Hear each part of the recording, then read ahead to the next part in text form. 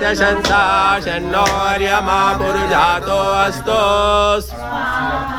ओम शन्नो धाता शमुधर्ता नो अस्तु शन्न उरोचे भवतु स्वधाभिः शं रोदसी बृहति शन्नो अद्रि शन्नो देवानां सुहवानि सन्तु ओम शन्नो अग्निर्ज्योतिरनिको अस्तु शन्नो मित्रा वरुणावश्विना शं शन्ना सुकृतां सुकृतानि सन्तु शन्नैः शिरो अभिवातु वातः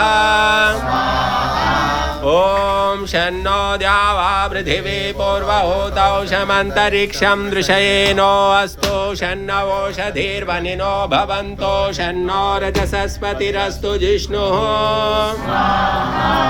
ओम शन्न इन्द्रो वसुभिर्देवो अस्तु शमादित्येभिर्वरुणः सुशंसः शन्नो रुद्रो रुद्रेभिर्जलाशा शन्नस्त्वष्टाग्नाभिरिह शृणोतु ओम शन्ना सोमो भवतु ब्रह्म शन्नः शन्नो ग्रावाणा शमुसन्तु यज्ञाः शन्ना स्वरूणामितयो भवन्तु शन्ना प्रश्वासं वस्तु वेदिः ओम शन्ना सूर्य उरुचक्षा उदेतो शन्नः शतस्र प्रदिशो भवन्तो शन्ना पर्वता ध्रुवयो भवन्तो शन्नः सिन्धवा शमुसन्द्वापः